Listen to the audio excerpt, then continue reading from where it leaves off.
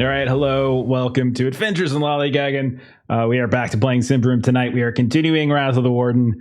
We got the new party together, the awkward first episode out of the way, sort of, and now we'll see how we get along. A couple people are really high on the Symbaroum equivalent of like cocaine or something, or I don't know if that could just be tobacco. I'm not sure, but anyhow, and then party split. Should be fine. That never goes wrong. The party. Never always goes wrong. Always. Ever. That's okay. You guys are in the safety of Thistlehold. Nothing bad could happen. You have that wonderfully capable town watch that really likes you guys. So it'll be great. It'll be great. So we want to just dive in. Let's just get going. Because Aaron would like to kill something. So let's do it. So last time around, we started off inside the Queen's Legation, which is like the official offices for Queen Kuhanor, who isn't in Thistlehold, but these are the people who represent her within Thistlehold. You were looking into House Salamos, whose crest you saw inside the hideout of Sarvola, Father Sarvolos, the heretical priest of Prios, his attackers. And Nazca we met, and with her help, you were all able to identify 5 likely names that matched the initials that Jinzo found in that same building. And 3 of those had ties to Thistlehold. 2 of them had ties to Kargoi Salamos. And so by the kind of a process of just sort of logic and deduction, you started to focus in on Kargoi Salamos, Serix Adio, and Roya Garlaka, all of whom were veterans and heroes from the Great War. They served together. They served under Kargoi down when they were defending Alberator from the Death Lords and all that good stuff.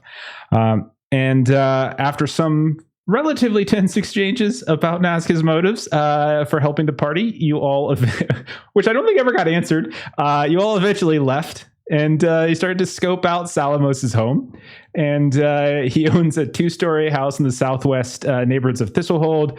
You arrived, you saw a pair of guards at the front door. Both looked like they were capable figures, but they were just sort of acting nonchalant, but very vigilant. And they shooed away Jinzo, and Jinzo tried to solicit them about the goings-on at the Abominatorium. As you circled around Madjac, you saw a half lot was behind Salamos's building. There were a few trees and such. That's probably the only really somewhat approachable angle that you can get, perhaps not being seen. And after that, that's when the party split. Rowena and Jinzo, you went back to the temple to update Lightbringer Deceba, who had put you on this task to protect Father Sarvola. But when you got there, you were waylaid of sorts by Father Elfino, who, once more, one of his theurgs, kind of took you into a private chamber. He kind of pressured you a little bit. He wanted to know why you were there.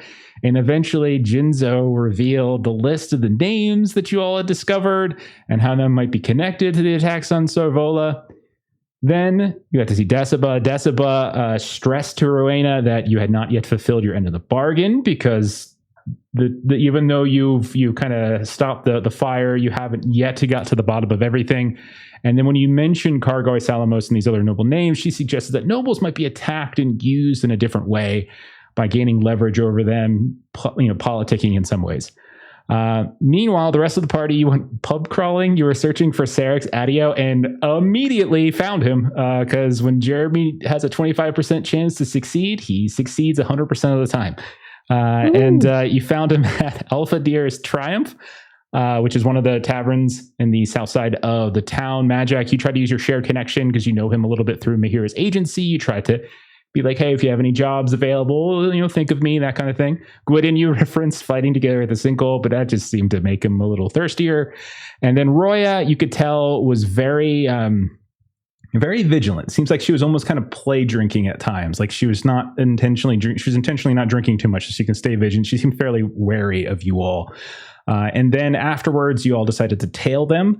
And you tailed them over to Spectacle, which is another place. This one's a little bit more of an entertainment venue, but it also has, cheap booze and whatnot. Nazca, you went inside. Madjac, you started watching out front, and then the barbarians Dismas and Gwydion, you went out back to keep an eye on the back alley, see if they tried to slip out the back entrance. That's where you met a group of dwarven entertainers who walked past Gwydion and Dismas. They offered you both some, unbeknownst to you, some wild chew, which is a drug. and you chewed it up, and they went inside. They tried to invite you to come in and watch them, but you guys, no, you got a job to do. So you guys hung out, and you were waiting around there. Meanwhile, Rowena and Jinzo left the temple. The sun started to set. You were waiting around at Mihira's agency, hoping to see Madjac and kind of reunite with the group. And that's when, while you were paying for some food, Rowena, you noticed that somebody has slipped a note into your purse. And the note seemed to describe a way into the temple's dormitories, the very place that you kind of need to go without being seen. So we're going to pick up right there. Sun is setting. It's not fully down, but it's setting. We see Jinzo, we see Rowena, we see all these different stalls and vendors and hawkers in the antique plaza. We see the bronze well, which looks different now. We see Mihira's agency, where you can see some folks coming and going. And Rowena, you have this note. Do you want to read it for us once more to refresh our memories? Yes. 1 second. Okay. What you seek is in the annex of the Sun Temple. 2 times a day, at the mass held each morning and evening, the building is empty except for House Father Idaros. When you see him leave, you have a short time frame to get inside. Go through the gate facing Ophelia's Road, take the stairs to the 2nd floor, turn right, and head for the 3rd door on the right-hand side. Act with haste.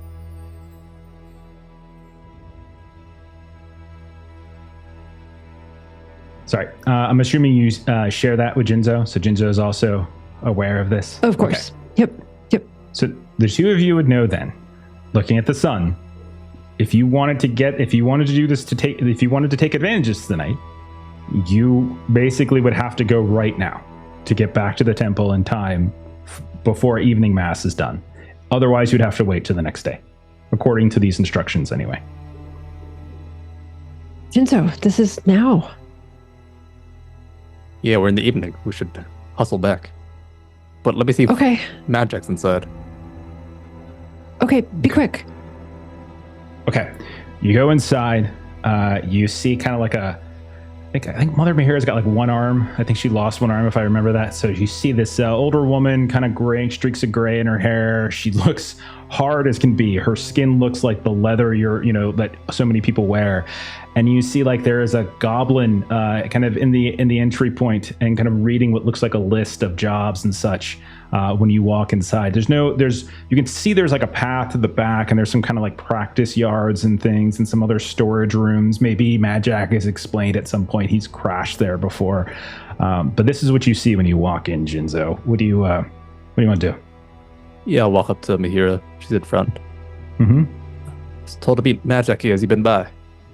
Madjac, Maekar, wears a mask. Got them eyes. Yeah, that's him. No, I haven't seen him today. Sorry. Well, I was hoping he's here, but I can't see him today. If he shows up, tell him we've been here. Who's we? Who are you? I don't know you. Oh, right. My name is Jinzo, and this is Rowena. Oh, she's outside, actually. What are you talking about? There's no one standing there. Are you okay, son? I'm in a hurry. Your head in. Hi. Thanks for the chat. Okay. You walk out. you hear as the door closes, the goblin's like, "What the fuck was wrong with that guy?" No, I don't know. And then the door closes. Okay. So no Madjac. What do you want to do, Jinzo and Rowena? They didn't make it here yet, but we should hurry to the Sun Temple. Agreed. You left a message? Yeah, they know I was here. Do they know where to meet us if they come here? This is the worst message ever. It'll be fine. Everything will be great. I trust you. It'll be fine. Okay.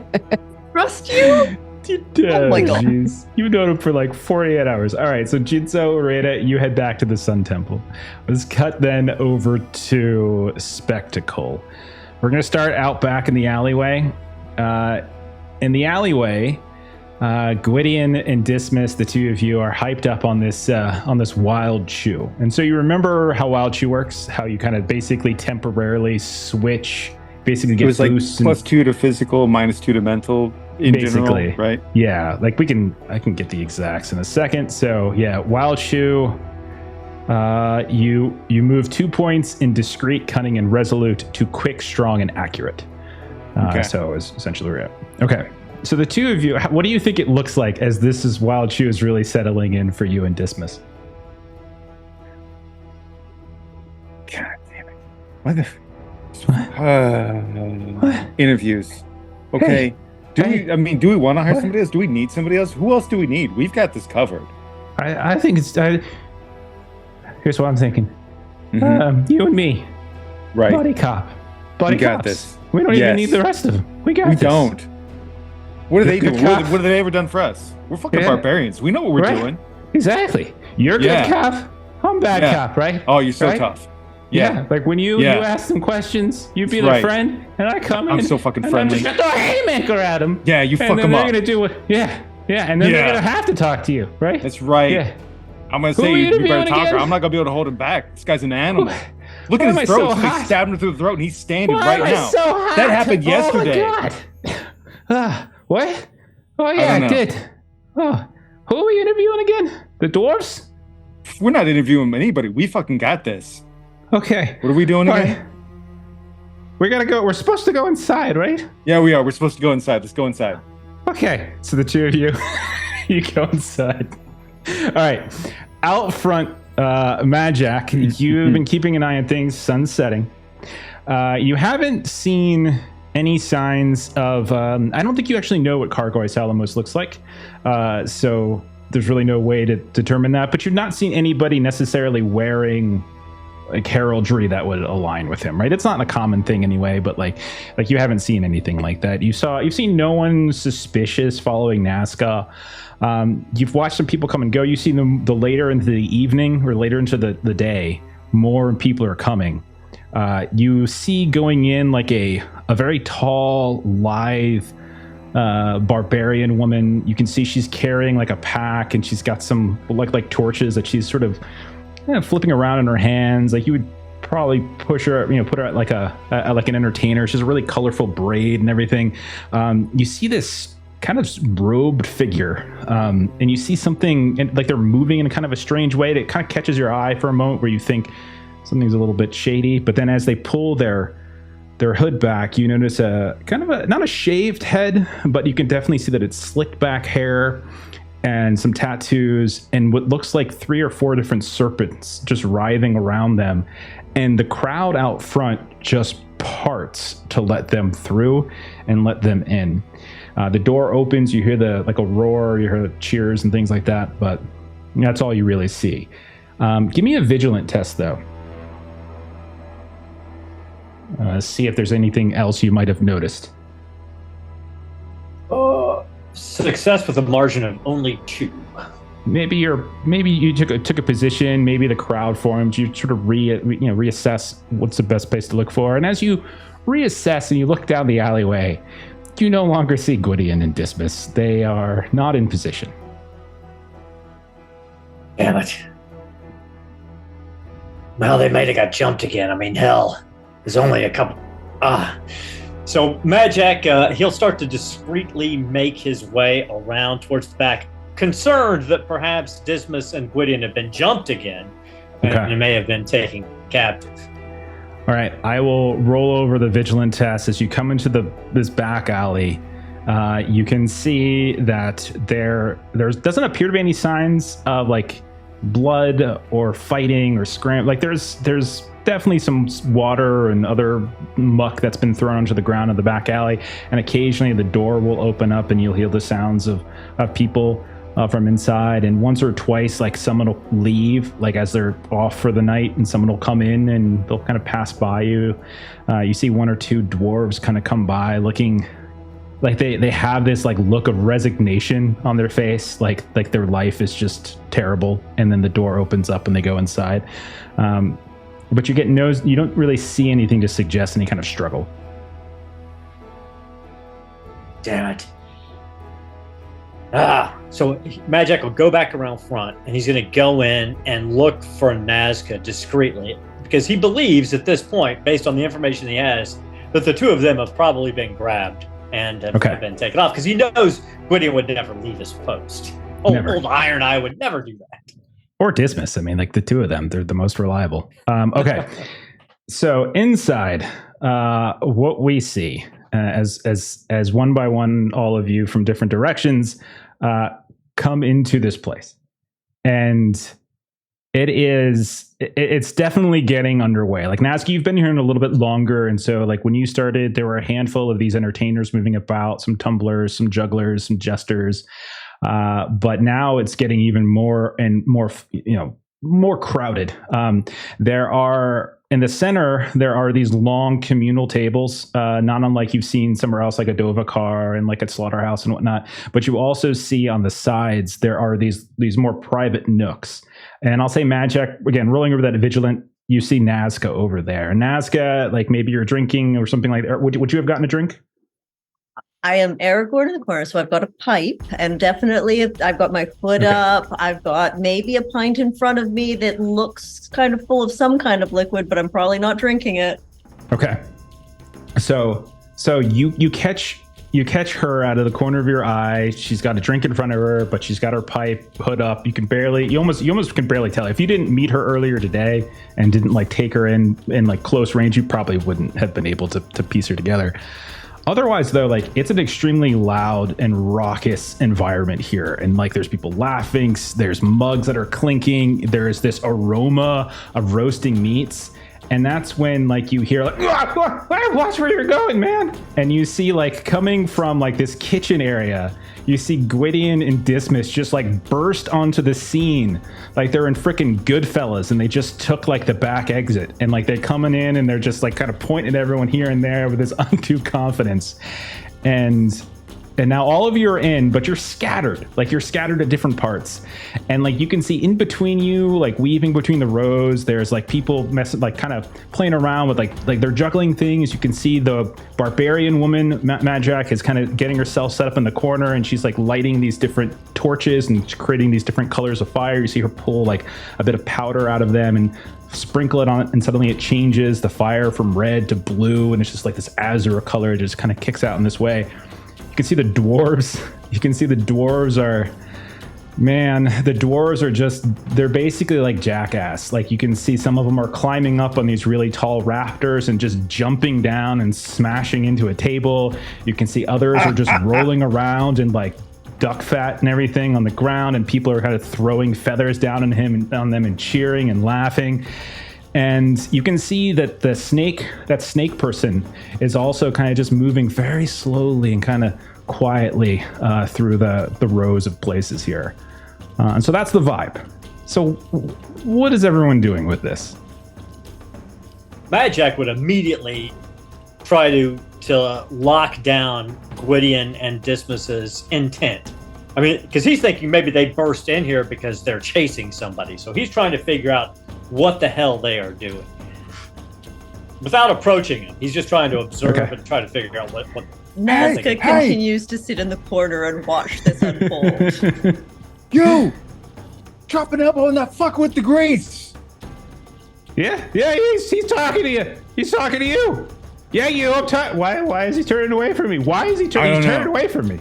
He's scared of you. You think he didn't? You think he's scared? I thought maybe he's scared of you. I should get closer so he could hear me. You should. That's what it is. Let him know you're serious. So he walks up, and there's this sort of big, broad-shouldered Ambrian guy, definitely like a vet, and he just like pokes him on the shoulder. He's like, "Hey, you! I was talking to you." And God, big old grizzly beard. He looks up.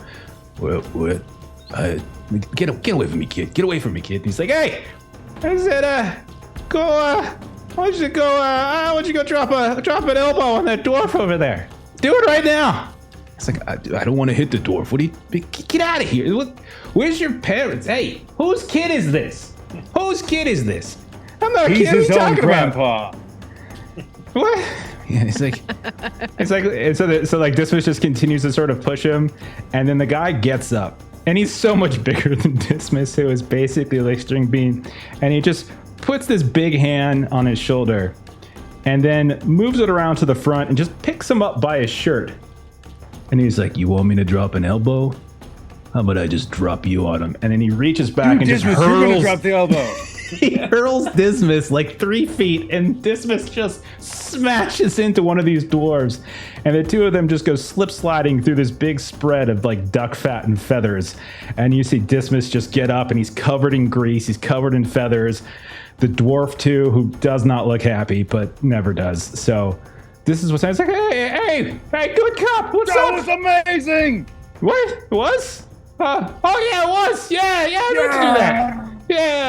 Yeah. And this is what you see, Madjac. This is what you see them doing. So Madjac will walk up to within speaking distance of Nazca and just basically do a kind of a U-turn. And as he's making the turn to leave, he's like, "We're blown. I'm going to Mahira's." And then he just walks straight back out the front door. He's like, "No." Okay. Okay. So Madjac leaves, gets back on the road. The sun's down a little bit further, but not much. You've been in for a few minutes. Nazca, what do you do? Well, I suppose if he's going and these two are making a spectacle of themselves, I don't think I've been had, and I'm just going to keep watch, and then I'll meet them in the morning. Okay. Fair enough. Okay.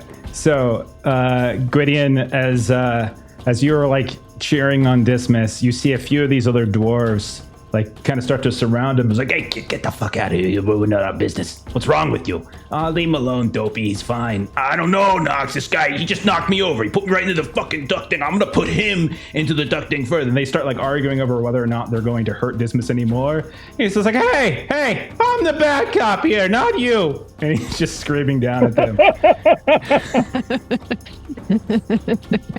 Look at it with incredulousness. What do you do, Gwydion? Anything? I'm gonna basically like come in, give him like the big hearty handshake, slap him on the shoulder. You got so much airtime on that. Yeah, like, I don't know how you did, but you cleared like 15 feet. Yeah, it's I think it's the feathers, you know? That's what it was, I think. You're right. Yeah. And it's I'm gonna eat just, one of those feathers now. I mean, I would take them off, but I think they're dried on. Yeah, see? And he keeps trying to pull it across, and it's just like, yeah, it's just like tucking. Like, yeah, there might be more, though. We can find more. And then the two of you hear like, and you see like this blue flame as suddenly lights up the area. And you turn around and you see this tall, lithe, barbarian woman. You can see her clothes are like she's wearing, basic kind of gray cloths, but like what's colorful are all the braids. Like it's not just her hair, but like the actual stitching. And there's like this extremely colorful little braids here and there. And she's got like the you would probably recognize her, Gwydion. Give me a cunning test, actually. Give me a cunning test. Okay. Take like +3. -2. I'll give you a +3 just because of your barbarian heritage. I'll take a +1. Go, got 1, and how'd you do? I made it by 6. Of course you did, because it was a lower chance, and you made it. You would recognize her as Clan Vajva, which is like southeast Avakar. They're like right in the shadows of the Ravens, like that north-south running mountain range, and then like there's some swamps and stuff over there. Like that's kind of her getup. But one of the things you'll notice with I'll say even with your differential, you notice that her hair is shaved. Like she's got this big old knot at the top of her head, and you can see like the shaved surrounds around like above her ears. That's usually a sign that like she's been like banished, and like she's like that. Like whenever you see that stroke, so for some reason it's something maybe maybe from your time hanging out in the High Chieftain's Envoy or something like that. But you kind of have gleaned a few things about the different cultural aspects of the various clans. But she very like subtly says to the two of you, "It is bad enough we are treated as we are treated here. You do not need to make it worse. The dwarves play the fools. You are the fools. Cease now." And then like she turns and smiles and swings some flame, and then she lifts one of these sticks up and she swallows it, and suddenly the the blue flame is gone, and then with a flick of her wrist, it's back on that little stick. Whoa. Is all he says. Okay. I think she was totally into us, but we need to walk away and play it cool right now. Okay. And so he turns, tries to walk away, slips on some duck fat, falls 3 times, and then follows you.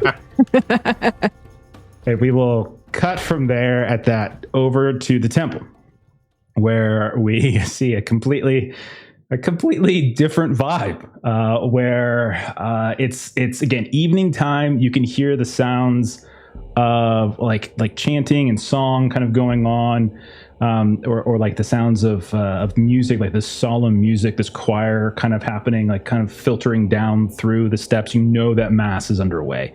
And you can see that out in the Park of the Elders, the population, Jinzo and Morena, is a little bit thinned. So many of those people might have actually gone in for mass. Others might have left because it is getting late. They might have just been going home.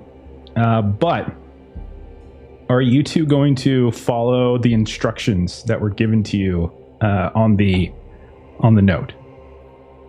Morena is nothing but an attempted rule follower, so she's gonna like have it like in front of her face, like, you know, like right, left, right. You know, everyone, I don't know if this work's cut out for you. Seems like... What do you mean? Obviously, this note wasn't given to you face to face. Right? They intend to not get caught, is what they're saying. Okay. All right, it seems like you're up for it. Way? Just be a bit more discreet. Oh, and so she'll like go in her bag and she'll pull out like a book and she'll like open some pages of the book and she'll stick the note inside the pages of the book so it looks like she's reading, and then she'll kind of look over to Jinzo. Better? Perfect. Now let's look for this House of Idaros.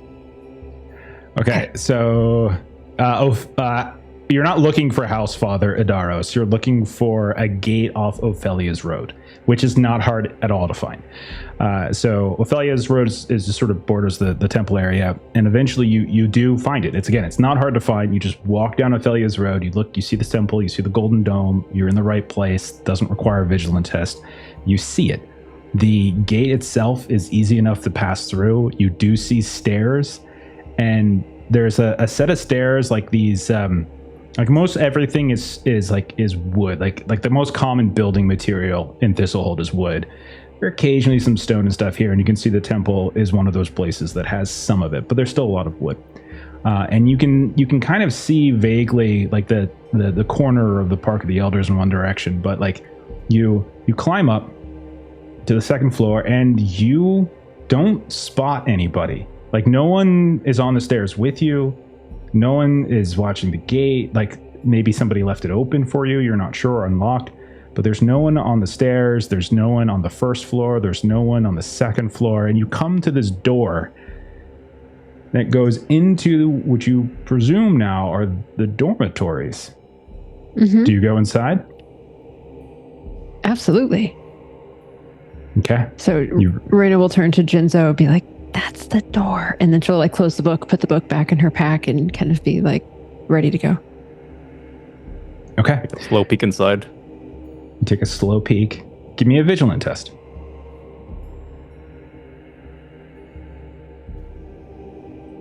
Classic. I got a 20. Okay. You open the door, and like as you do, you kind of misjudge the weight of the door. Like it's a very heavy door. And it opens up, but like you kind of lose control of it, and it just swings, and then like a drum, thum, and because of the hall, it kind of like echoes, thum, and rattles down the hallway. You see a long hall.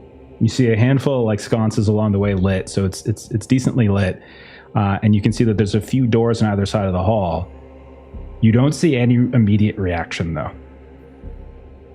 Get inside, quick. Yes. Serena like jumps inside, and then she like very carefully tries to close the door back up again. Okay. Turn around, he closes it, slams again, echoes down the carefully. hall. It's funnier this way. Okay. The cat's already out of the bag. So, okay, you go down. So you turn right, and then you head for the third door on the right-hand side. And you very easily, again, the directions are very clear. There's not a whole other different ways to go, and you're able to quite easily find where you're going. Now, you realize that you are in the dormitory area, but it's the area most likely like a wing, probably for maybe lower echelon kind of folk, because all these different rooms you pass are very small. They're like walk-in closets, and you can see that each one of them is effectively like 2 paces deep, like 2 long strides deep, and like maybe 1 stride wide. And they're all kind of the same. Some of them have like bunk beds on the right, some of them bunk beds on the left, but all of them are kind of the same. And eventually, when you come to the one that you're looking at, you can see, again, this very small space. You can see that as you peer inside, there is a narrow bunk bed on the right-hand side, 1 mattress, and then the mattress on top. You can see beneath the bunk bed on the bottom, there is a trunk that has been tucked underneath it, like a storage trunk. And then in the space between on the far wall, between the bunk and that far wall, there is like a dowel that has been affixed to the wall into the bunk, creating something like a closet. And you can see there's some things hanging. And then you can see on your left, inside that same space, there is a simple commode. So it's basically it's a cabinet that holds a chamber pot. And that's what the 2 of you see. What do you want to do? All right, we're here. Do we even know what we're looking for? Just start opening up whatever we see. Anything we Tell can. me.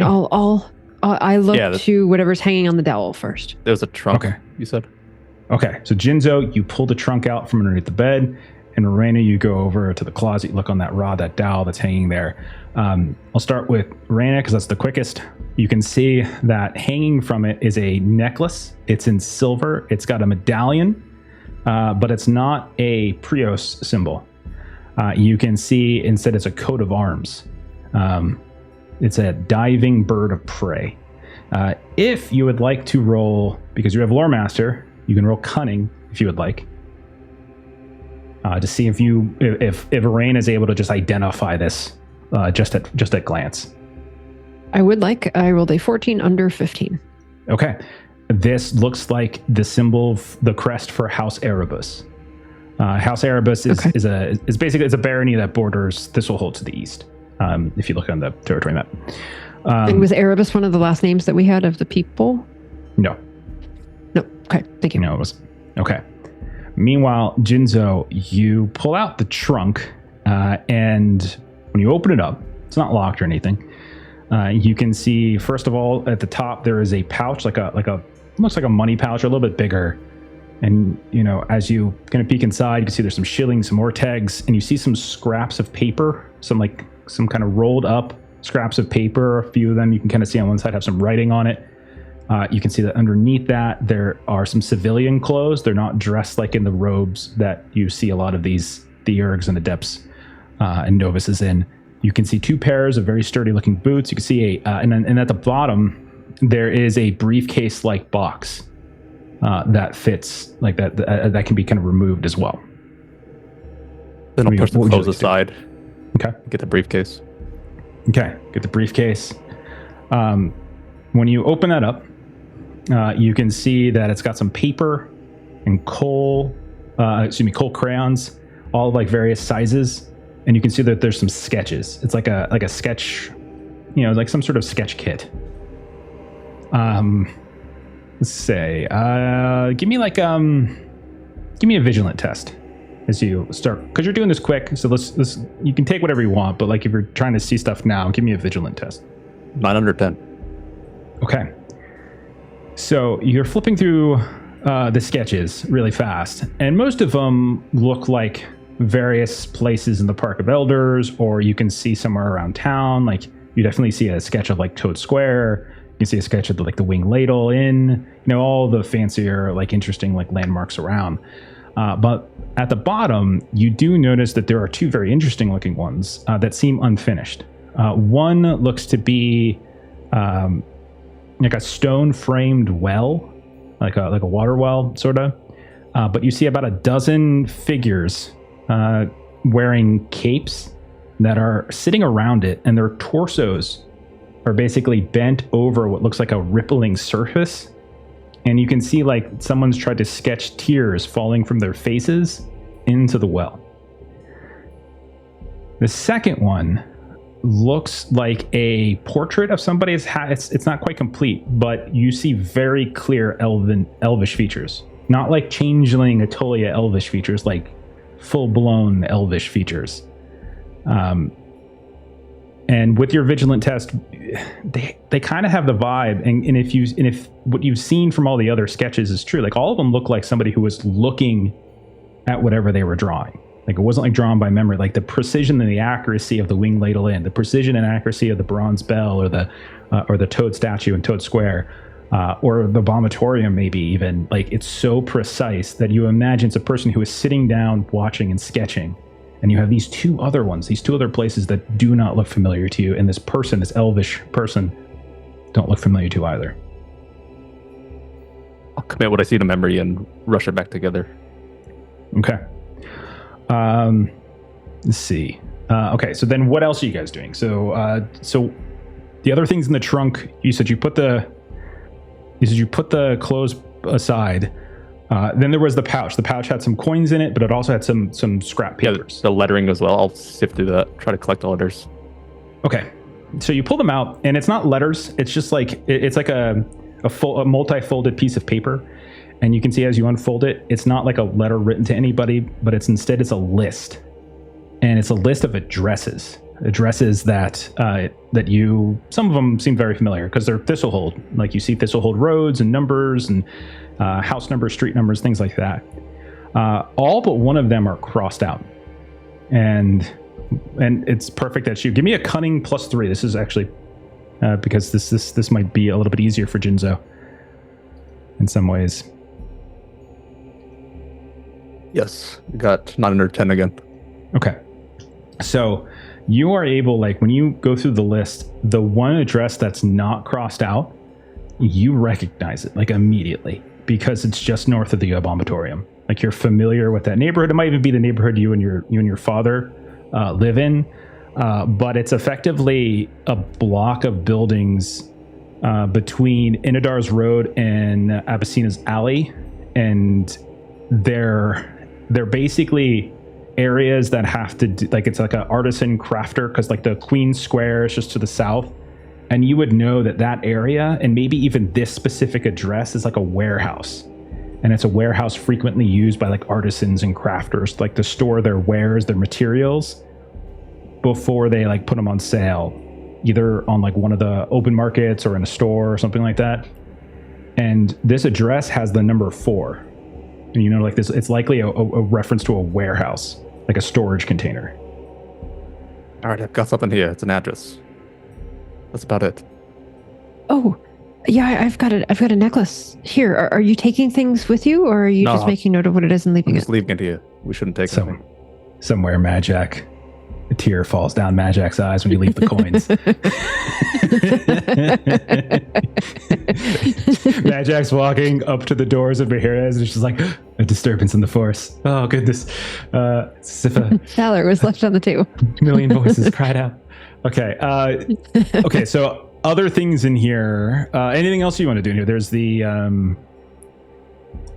so we looked at the trunk, looked at the scraps of paper, etc. I think Rowena would just, if she's done with sort of the dowel in the closet area, she would just sort of like look under the bed, you know, like if there's like a pillow or, you know, kind of a mattress sack kind of a thing, just kind of like look under it. Sure. Both of you can just give me a vigilant test if you want. It's not a big space, so it's not like there's like 1,000 hiding places. It's extremely small. And you basically hit a lot of the obvious places. With the two of you can just roll vigilant if you want.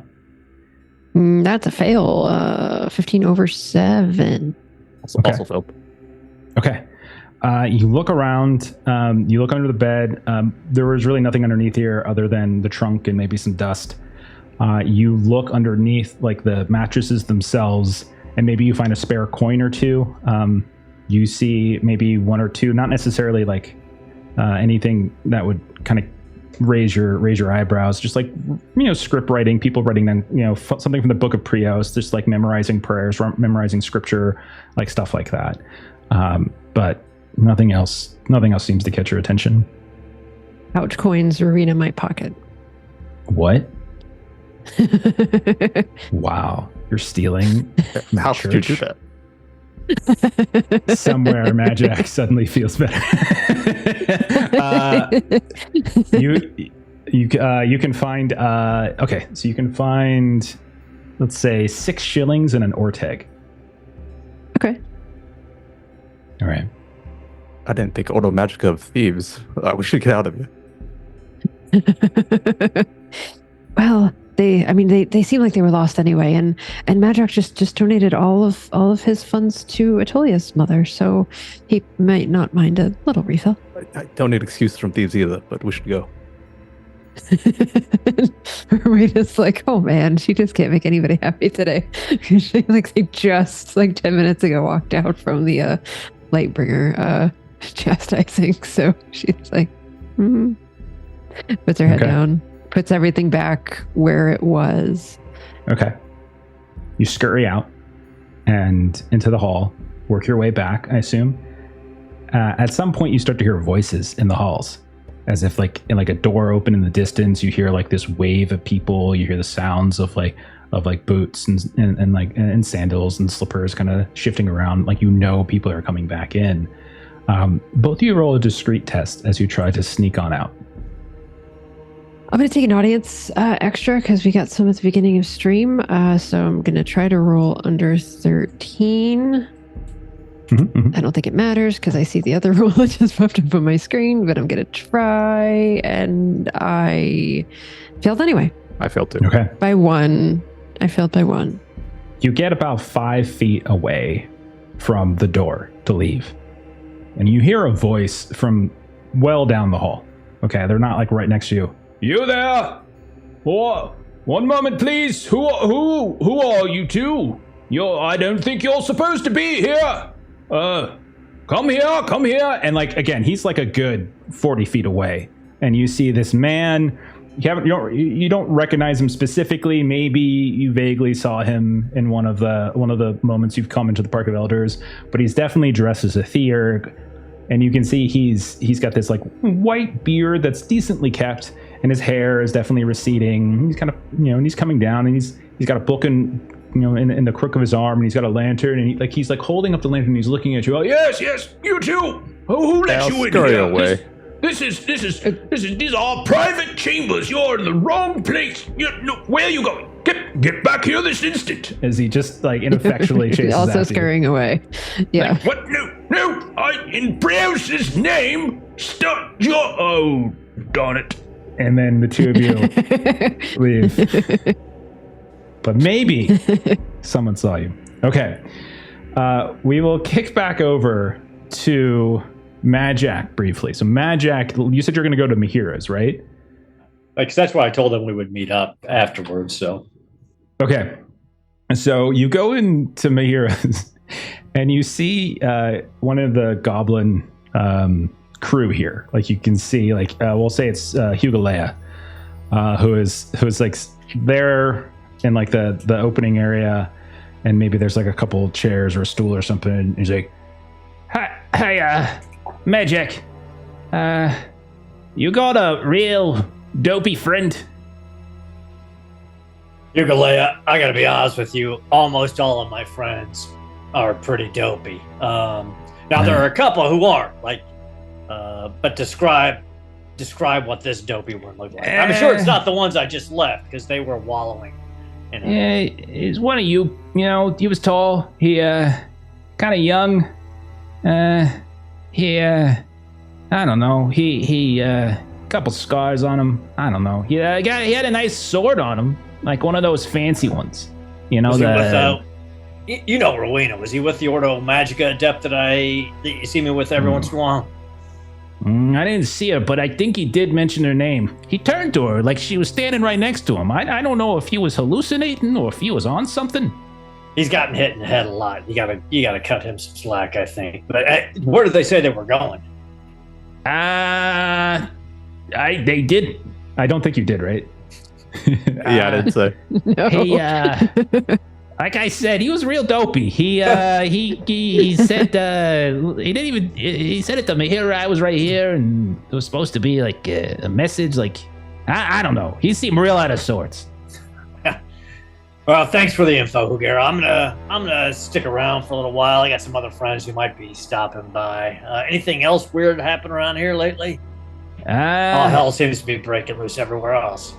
No, I mean that expedition got off, so it's kind of quiet around here, and it is. Like you see that there's not nearly as many people. It's very quiet, in fact. So yeah, I guess that happened. No new posts. He kind of like looks over towards the board. Nothing yet, but fingers crossed. Fingers crossed. Actually, you know what? What's that? There was someone else that was here looking for you yesterday, now that I think about it. There's a lady friend. Wasn't one of the one. It wasn't, no, it wasn't one of the other ones. It wasn't the witchy one. It wasn't the, it wasn't the Ordo one. I don't really know. I didn't get a name. I don't know. She's just asking about you. Just looking around. What'd she look like? She kind of had one of them forgettable, brown clothes. I don't know. She had like leather on, armor, or whatever, and like a cloak or something. And I don't know, Ambrian maybe. I don't know. She was pretty squirrely though. Aren't they all? Can't trust an Ambrian farther you can throw one. But well, hey, if you see her poking our business around again, try to get a name for me. I'll throw some more days your way. No, folks did try, but she just didn't give one. She was real cagey. Well, I have a small inkling of who it might be. Wouldn't exactly call her a friend, but well, let's just say keep an eye out. I wouldn't trust her if I were you. Yeah, okay. Yeah, no problem. And he'll kind of go back to whatever he was doing. He's got like these big old clay jugs filled with water, and he's just like, chew, and just doing curls and counting. And he's got these big... You're going to crush an ogre the next time you fight him. You are looking fierce, my friend. You're dang right I am. And then he's... we'll fade out of that scene. And we'll go back over to, to the spectacle where Nazca, you have been watching them something fierce. Give me a vigilant test. Melissa, can you have one from the audience, please, and thank you. Yeah, got it. Great. This is nope. I'm afraid that is a fail. 3 over. Okay, fair enough. It's busy, and more than once someone's crossed past you. Someone has come over and stood in front of you and tried to do their act, like a jester. You can see like an Ambrian jester trying to like toss these like what looks like felt balls and then some knives in the air and catch them and like kind of pose for you, and then moves away when you seem to dismiss them and not offer a tip. And you can see the fire breathe, and then like this sort of snake charmer comes by and freaks everyone the hell out, because every now and then like this really this sort of strange, you can't tell like male, female, it's hard to really tell. They wear this sort of loose robe. They have sharp features.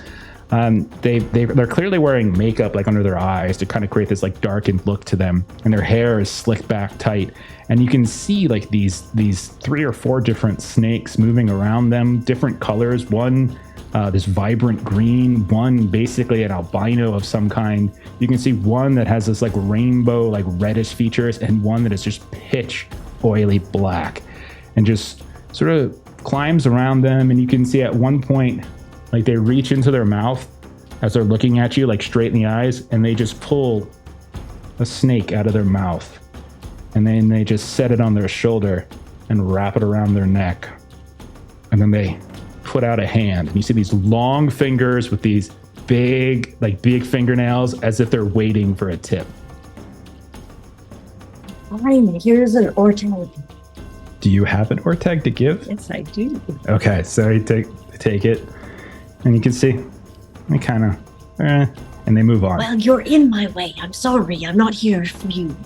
And when they move, you no longer see Sarix Ateo or Roya Maekar in their seat. What do you do? I will probably, I'm going to, looking around at the spectacle, seeing the dwarfs and the barbarians, kind of my new associates of sorts, doing their job in a very unique way.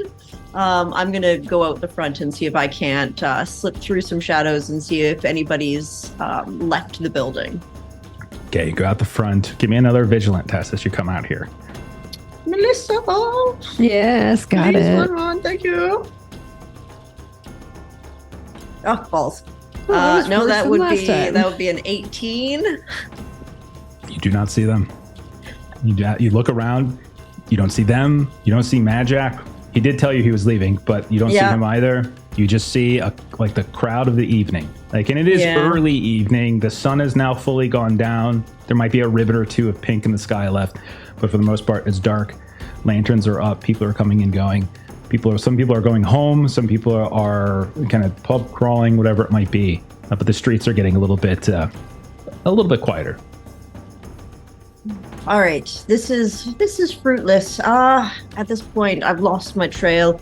Time to regroup. I'll head towards the Mother Mahira's. That's an unusual place, but sure, that's where I'll go. Very beneath you, probably. I've never been to wherever this is. Yeah, it's the type of thing that you send someone to hire people for you, not the other way around. Yes, this doing it yourself thing is taking some practice. Do you say anything to good cop, bad cop? The other guys inside? Okay. Nah, definitely not. All right, so we see Nazca go off. Gwydion, inside. Mm-hmm. What is going on with Gwydion and Dismas at this point, you think? I think at some point there's that drastic emotional shift. Mm-hmm. Just there's something the whole thing, just grabbing Dismas by the shoulder. You, look at me. Look at me. Hey, what? Yeah, I'm looking at you. You're not bad cop. What? Okay? You're good cop. You don't lie. Good cop? You don't steal. You give a shit about people. You try to help people. You're a fucking good person. What? You're like a pup with big fucking paws. You're going to be a big fucking deal. I'm going to keep you alive until you're a big deal. You're good cop. You think I have big feet? And he kind of picks his you got foot big up. fucking feet. Oh, okay. But not awkward, right? Nah, like a fucking majestical beast. Okay, what's the... Okay. Hey. Let's go someplace where there's cheaper drinks. Okay, well, I mean, they're pretty cheap here. And they are. It's actually very cheap here. Oh, okay. It really is. Strangely enough. Then what's we leave? Yeah. No, you can go other place if you want to go to a different guy. Give me a vigilant test, though, Gwydion. Okay. Everything starts to settle. While high. I'm alive. And vigilant -2, right? Yeah, whatever. Yeah, we'll say yours is still going on because it's actually no, it's not. It's not vigilant. It's vigilant's not involved in Wild Chew. Okay. Because discreet, cunning, resolute, quick, strong, and accurate. That's right. Vigilant's Okay. not in Just there. straight vigilant. No. Okay. You're a fucking majestic beast. I will say this. You look up, you see no Madjac, you see no Nazca, you see no Jinzo, you see no Rowena, you see no Sarix Ateo, you see no Roya Garlaka. It is just you and Dismas hanging out in the spectacle. Everyone's gone. The dwarves are kind of nearby looking at you. One of them is just sort of shaking his head looking at Dismas. And that's where you're at, in the middle of here. What do you do?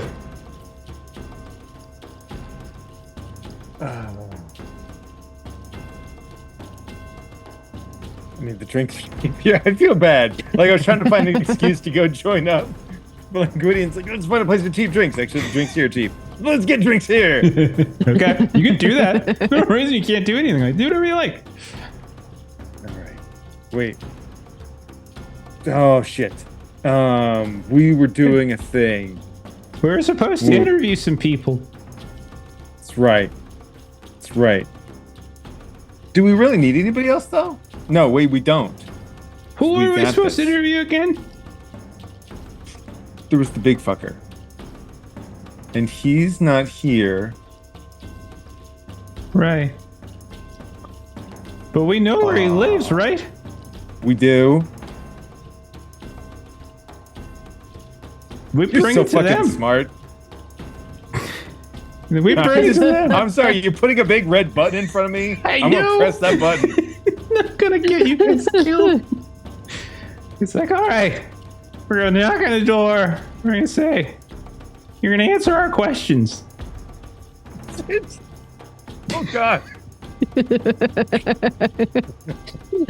had some backup characters as well, By the way, right? I've got backup characters made, and if this great, is the yeah, way yeah. Gwydeen has to die, I'm fine with it. I figure. I mean, you guys, your cuttings down. It'll eventually wear off, I'm sure. Yeah. But for now, I'm just gonna lean into it. Okay. He's never had this before. It's a totally new thing. So are the two of you are you gonna leave? You're gonna go. Okay. He's in a very suggestible state, and Dismas has a great idea.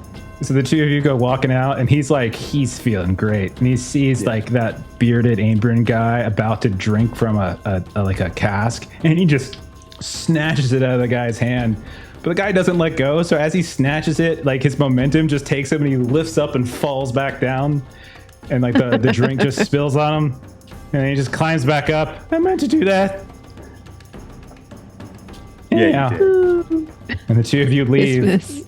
to go to go bring the interview to them. Okay.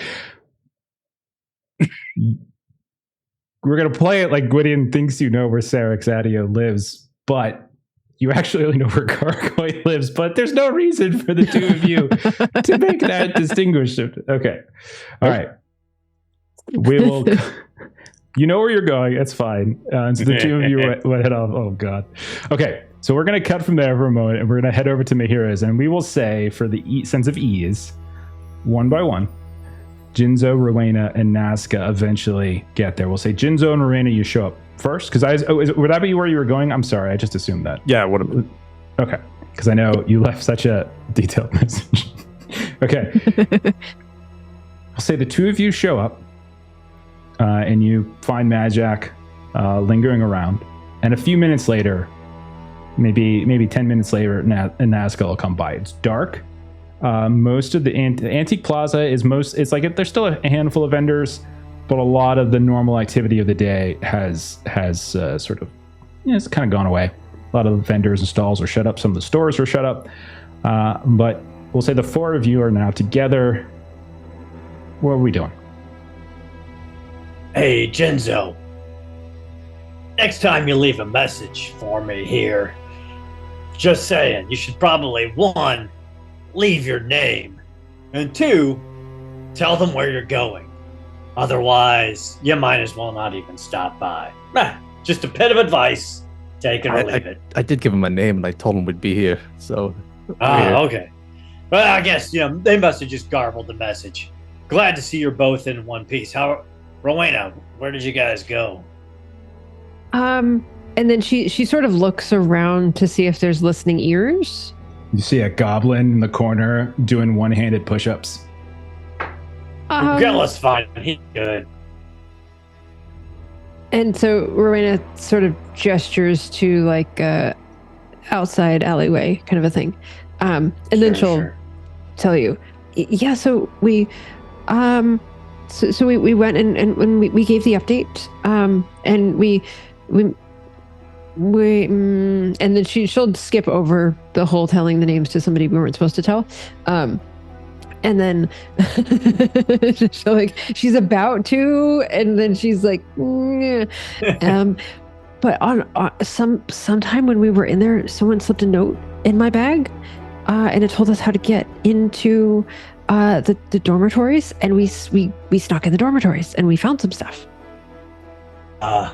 Who put it up in your bag? I don't know. Okay. Whose dormitory room did you go in? I mean, we've been trying to get into. Was it Anadea's room? That's what we. You have think no. she was. We don't know. Yeah, I have no way to make the identification. We don't. we don't know. Oh, and that reminds me. And so she like digs in her pocket and she holds out her hand closed to you and waits for you to like stand up. And so she drops a couple coins and like folds your hand over like she like really needs to have this not be seen somehow. That wasn't the important stuff we found though. So I found that this, whoever this person was, we're not sure who it was, she had a necklace that was from House Erebus. And that's what I found. And Jinzo, what did you find? Got an address. It's north of El Papeitoria. An address? Don't know what's there, just a warehouse for craftsmen. Okay. What's House Erebus's connection to all of this? Oh, I don't. It wasn't any of the last names that we had. But whoever this person was, there was a necklace with the diving bird symbol, and that's whose house that is. Were they like a novice, a temple novice, or a visiting dignitary, or? Well, this was a dormitory, so this was not someone high up. This was the smallest of the small rooms there, so this wasn't an important person. And they had some art. I think some art. I was looking over your shoulder a little bit, Jinzo, when you were looking at. Like they drew nice. They've been around town, that's for sure. Do you show Madjac any of the sketches? No, I have to describe them because I didn't take them. Okay. Madjac, roll a cunning test. And honestly, Raina, you could too, because you didn't see the sketches. But if we're saying like you looked over your shoulder, you can roll because you have Lore Master, so you can roll a cunning test as well.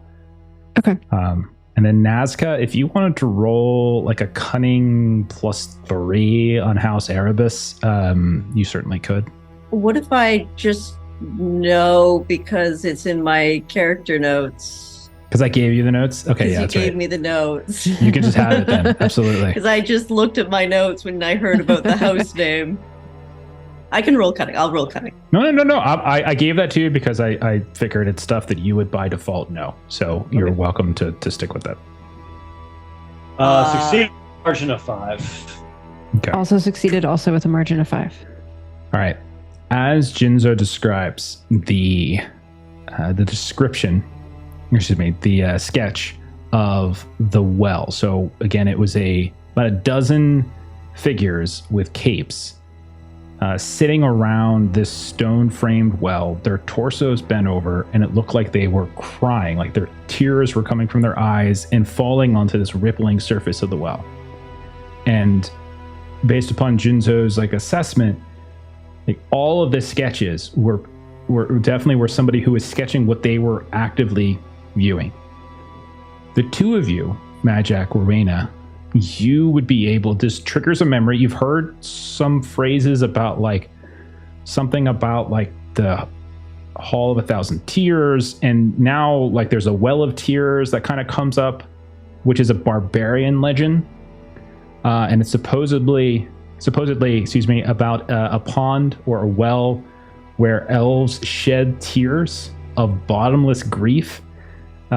But exactly what they're grieving for, no one really knows. Like there's like a dispute over what it might be. Some say it's like the brutality of humans. Some say it's like the evil of corruption. Some say it's for like the dying of their prince. Like there's no real consensus on that. But with this image and this memory, kind of that overlapping now with that Hall of 1,000 Tears, the Well of Tears, are they one and the same? Wayne, are you thinking what I'm thinking? It sounds an awful lot like the Hall of 1,000 Tears, or the Well of Bottomless Tears. And you say we heard that sometime in the last few days. Yeah, indeed. And you're saying, Jinzo, that it looked like whoever drew them from memory, was actually watching this happen? Right, if it matched all their other drawings, places in town. So if we need to find out who's in that room then, because if they've been to this location, I mean, we need to know where this is at. Well, if one spot's this address, we can check up there. It's a good idea. So Nazca, And Rowena will as- turn to Nazca and just kind of say, "Did you find anything else?" I think I'm about to enter the scene. Oh, okay. you show up, like you vaguely hear like House Erebus, maybe like it's as they're talking about the Welleteers, and you see Rowena putting away this necklace that has the diving bird of prey that you would know is of House Erebus. Oh, that's interesting. Where did you get that, little bauble? Oh yeah, we found it. In the I just told him the whole story, and but now we have it, and it's That's okay. I'm happy to hear it again. Sure. But where's Gwydion and Dismas? They are currently high as a kite, rolling in feathers and grease. Why? Typical Barb behavior. I mean, she's 100% correct. That's exactly what they're doing. I had to walk away. I mean, we were busted. I tried to stay to see if we could follow the mark a little bit longer, but unfortunately, the entertainers enjoyed trying to block my line of sight. Well, and we know. succeeding. Now, going back to it, Rowena, where did you get this necklace exactly? You guys left them high together, and neither of you were with them. Why would they're in an entertainment house. They'll be fine. Okay, but then where did the person go? Were you I high don't know. too? I lost. No, thank you. More to the point, why do you have the mark of House Erebus, and where did you get it? It was someone's necklace, but we don't know whose necklace it was. Great. Tell me where you found it so I can go check that area as well. You see Madjac go. We were almost caught on the way out. You really shouldn't go back today. Maybe tomorrow. I'm a little more discreet than you are, I'm afraid. I mean, he's usually really discreet, and he like accidentally slammed the door. It's a really tricky door, and like they're going to be on guard now. I They have look a over different at address. Jinzo and then look back at Rowena. If we're not But sharing Jinzo. information, I guess we're not sharing information then. Is there a reason you're holding back, Runa? I can tell her. I can Go tell you a ahead. little bit about Erebus and what he's up to in Thistlehold and Blackmore. And the Deal. man is just looking to Jinzo. I'd like to know more. We found this at the Sun Temple. Can you tell me the location of it? I'll give her the dormitory that we trailed. I And you- appreciate you, Jinzo. So Rowena will, like, seeing that Jinzo's telling you, Rowena will like go into her bag and she'll like pull out the book and she'll like shake the book so that it falls out, and then she'll just sort of like crumple it a little bit and like give it to you. Oh, thank you. All right. So here's what I know. Tit for tat. The person who is an Erebus within this area is Caroldo Erebus. He's the eldest son for one of the barons in the Erebus area, but really what his job is to be a bailiff in Blackmore. He collects taxes for that area. He's not so interested in his job. Most of what he does is what one would call drinking, gambling, and womanizing. And you can also sometimes find him, apparently, I've not been here myself, the Hall of Knights in Thistlehold. Oh, But yeah, he enjoys general debauchery. And also he does taxes, so same. Are there any other members of House Erebus that might be in Thistlehold who might be staying at the Sun Temple? If there are, I don't know of them. This one is the main one that was assigned to this region, according to nobles. If there's another one here, it's some probably out of wedlock child of some kind, or just like the fifth son of the fifth son that doesn't matter. Well, what I know from what I've seen of you and your skills is you'll have no problem finding out who this Erebus is that's staying in the Sun Temple. Because we really need to know that. Now, here's what I suspect, though, is I don't believe it's an Erebus in the Sun Temple. I believe that Caroldo gave this mark to somebody, potentially. So, real quick question, Jeff, because I know that Jinzo had pulled some clothes, like some commoner's clothes, out of the trunk when Jinzo was looking at the other things. Yeah. Was it, I know he didn't look at them too closely, but did they look, was there any like gender identification of the clothes that were pulled out? Jinzo, give me a retroactive, either vigilant or cunning. Either way, I don't care. I'll do vigilant. You can take a +1 from the audio. Okay. I rolled a 1 nice. for it. Ooh. One of the boots were a little smaller, and you can tell that the gown wasn't like there was actually like a kind of a commoner's gown. So it definitely looked like a woman, like the clothes, like one of them was a dress, and it looked like it wasn't particularly high quality. The other one was like more kind of trousers work clothes, but it also had like a smaller, more slender cut. So you would think it's probably a woman, young woman. So we think it was a female. And again, I mentioned this to Madjac, but it was very small. So whoever was staying there, but it was not of any, they had the smallest of the small rooms. So not anyone that was there getting any special treatment. Then probably not a noble, or at least... there is a chance, though, that it could have been Anadea's room. Then what does Anadea have in relation with a bailiff of Blackmore? It's a good question. She's dead, so we're going to have to ask that bailiff of Blackmore. Yes. Okay. So you can get attacked by a dog with a lampshade. For those who are just listening. Okay. So what's the plan for you four? And then we'll go back to Gwydion. Like, what do you think For the four of you now, are doing? Probably we should go to bed, let Gwydion come down with his little squire, and regroup, I would assume, and maybe take a trip out to Blackmore to see if we can't catch up with a bailiff or find out maybe the Hall of Knights to take a look there for him, or try to figure out where he's womanizing that next evening. Well, I mean, we do have that address for that warehouse, and it's still early evening. Maybe we check that out before we crash, at least see what's going on. Yeah, I believe it is almost morning? No, it's early evening, right? No, it's early. It's early night. Yeah. Okay, fair enough. Sorry. It's still early. It's like, I don't know, like 8 o'clock. The other thing you would know just a little is past sundown. You guys would know this. I'm double checking the location of this, but I think the Hall of Knights is quite close to where you guys are right this second, in fact.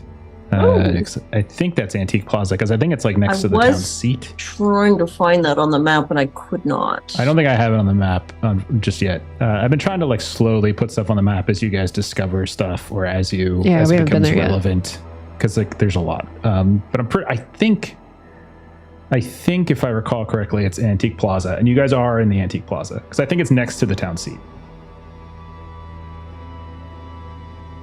Jinzo, the Hall of Knights sounds almost like something that you may have visited. It seems up your wheelhouse. What kind of establishment is it? I don't know, but it has knight in the title. I'm not much of a knight. But we can check it out if it's nearby. What are we doing about Gwydion and Dismas? Like, we're leaving them. As you guys think about that, we're gonna cut, and there we see Gwydion and Dismas on the street. It's dark. There's not as many people in the street this time, but the two of you maybe starting to come down a little bit, but not quite. You look out and you can see there is the house you went to earlier in the day. You see two guards out front. You can see a couple lights on, like you think someone's home. And you're like, all right, which one do you want? You want the one on the left or the one on the right? And he's like doing a stretch. He's like stretching his hammies.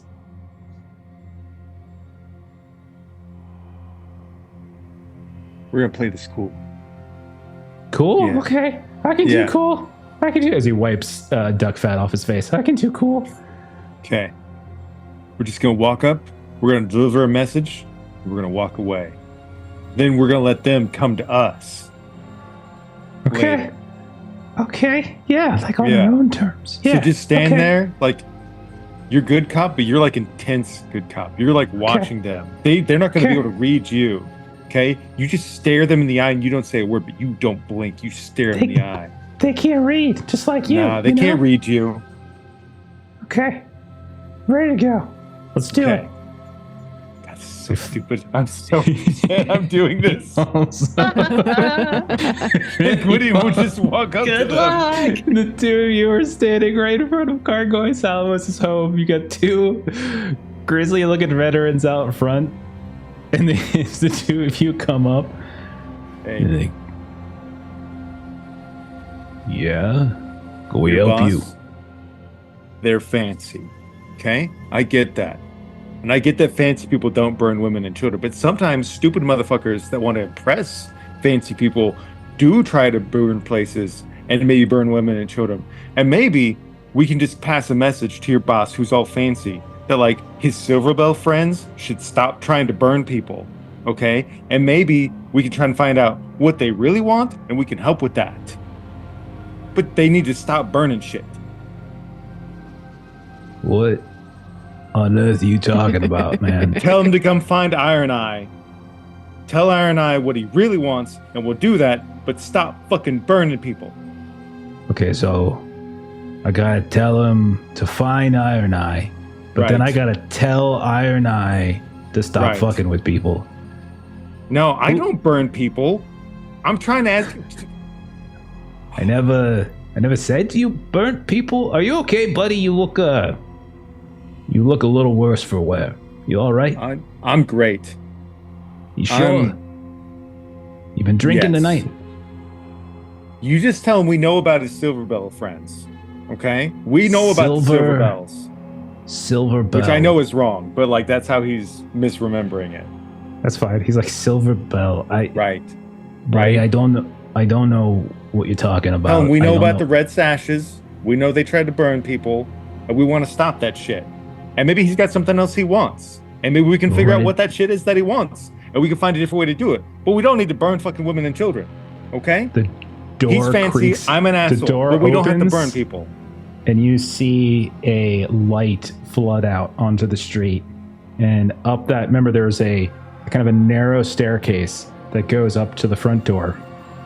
And you see kind of standing in the middle of the doorway is an older man. You can see that he's got gray hair, kind of gray, like poofy hair a little bit. And he's got like a scraggly white beard. And he's got it's not a robe so much as it just looks like he's not dressed particularly well for the night. You're not sure if it's his night clothes or whatever, but he is sweating. And you can see that like there's even a couple little specks of blood here and there. And he looks down. What is the meaning of this? Why is there such racket? I'm quite disappointed in the two of you. This drunkard. Young man, take your father and the two of you get out of here. All right, when you're ready to tell us what you want, stop burning people. There's better ways. You don't need to send those red sash assholes. You see his eyebrow kind of raise at that point. I see. Good night. Find Iron Eye when you're willing to talk about things like an adult. This is so stupid. Jonas, would you be so kind as to Oh, God.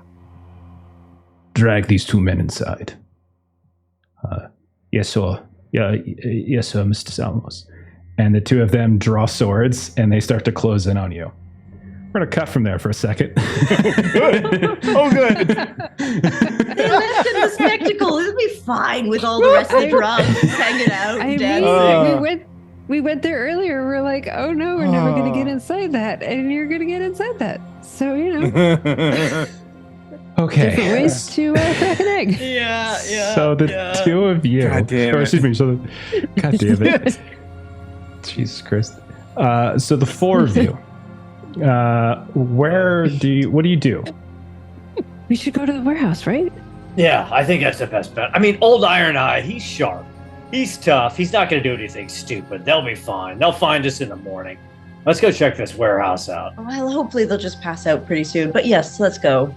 Yeah, they could interfere with the stealth, I suppose, and that wouldn't be good. Oh, they were very loud. Very loud. I hope they're having some fun. It's been a rough couple of days. Maybe they're letting off some steam. Maybe. What I saw, they were letting off a lot of steam. Yes, kept yelling about interviews and trying to pick fights with the largest people in the room.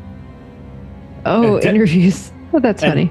Dismas was rolling around on the floor with dwarves. I know. Yes. It was... Each their own preferences, I suppose. They're fine. Well, he almost died like 2 days ago. So if he's rolling around on the floor and a little intoxicated, then maybe that'll help him. Maybe that'll help him. It was a little dark there for a little bit. Yeah, they could use a night off. A mild entertainment, a nice, easy evening. Okay. Well, and we'll have so many things to tell them when we see them tomorrow. Absolutely. Well, let's see if we can track this warehouse down and see how it connects. Jinzo, we're going to follow you. You said you knew where it is. Yeah, it's near my neighborhood. I'll lead you guys. Okay, so the four of you cross the Antique Plaza and you start heading to the northwest section of town. We'll cut back because I have everything ready now. And thank you for that little quick interlude. And we're going to dive into combat. Gwydion, you are actually the first to go. So let me just set the scene really fast. You are in a relatively well-to-do neighborhood, comparatively speaking, when it comes to Thistlehold. It's nighttime, 8 o'clock or so, we'll call it.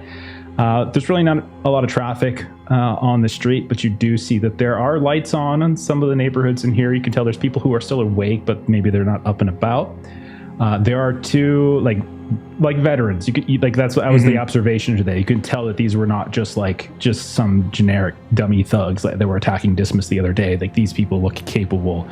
And then there is who you assume is Cargoy Salamos. You guys can even see the little token art down in the southwest corner if you want. And the three of them are here, and two of the two guards have just drawn their weapons and are now closing in on you. However, you get to go first. What would you like to do? I'm going to make a really bad decision. I love those. Okay. What are you doing? This is a fancy man's house. You're going to fucking spill blood on his lawn? He wants to talk to us. I'm going to walk in there. You don't have to draw your swords. That's stupid. Look, my hands are here. I'm going to walk in. We're going to talk. Like, I'm the fucking savage? Okay. Do you... I love playing high. Do you want to roll a persuasive? I do. Please do. Please do. God, this is so dumb. No. Okay. Okay. All right. That is your turn. Does that get you good? Yeah. No, I think that's his initial response. It's like he thinks like somehow. Okay. Yeah. I don't think his first instinct is to actually swing. Okay.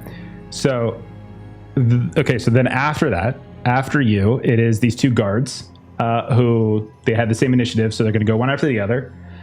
You don't have a weapon drawn, so they're just going to step right up to you, and you are effectively saying you're going to talk to them, but they don't attack you. Like, the first one who comes up doesn't attack you, but instead just kind of holds like their blade against you and reaches down and pulls like the crow's beak, one of the crow's beaks off, and like your weapons, and then you can see takes hands it over, and like they just basically take your weapons at this point, and then they bend one of your arms behind your back, not quite like painfully, you just sort of like bend it behind, and then just shove you moving forward.